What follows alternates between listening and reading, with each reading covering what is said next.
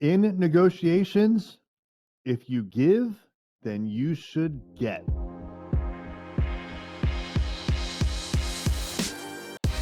What's happening? It's Eric J. Olson.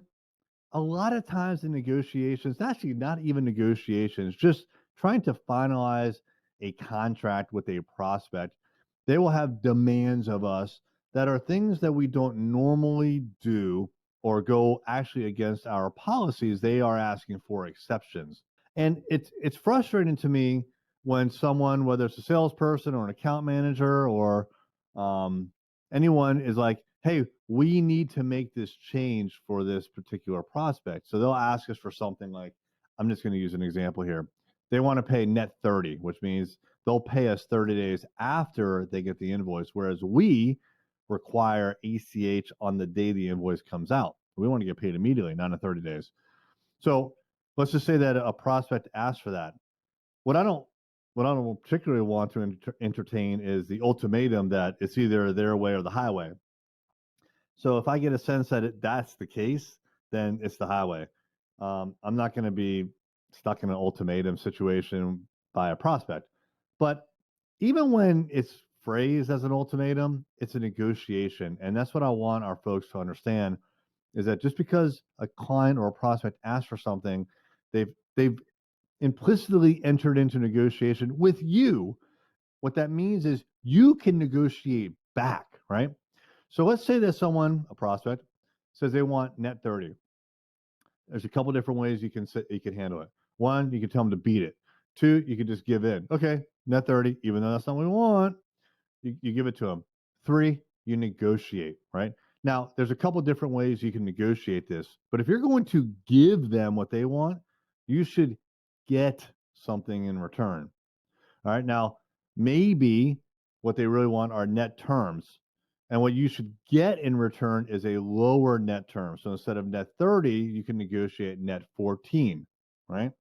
Or maybe if you give net 30, you will get more money. So this is another thing you could do.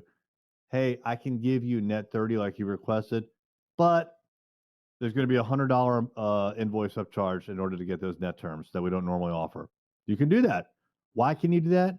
Because it's your proposal to the client. Like you're not stuck and you're not powerless. Now you may lose the deal, but in the end, you are the one that are proposing the terms to the prospect.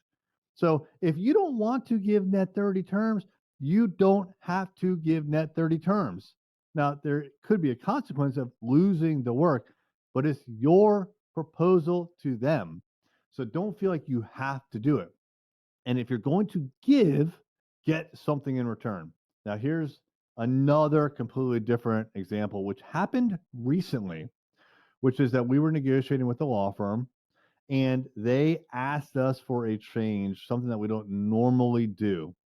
And the way that it was presented to me by the salesperson was she gave us an ultimatum. And I know who likes ultimatums. I don't like ultimatums. So, got a little emotional and said, no, screw that. But when I calmed down, I realized that they were asking us for something. We could ask for something in return. Now, what did we want out of this particular prospect in return? This particular prospect was a strategic acquisition, if you will. We wanted this prospect because we needed a referral from this prospect for some other purpose. We needed a referral. So we did want the prospect to become a client, but we needed them to give us a referral. So guess what?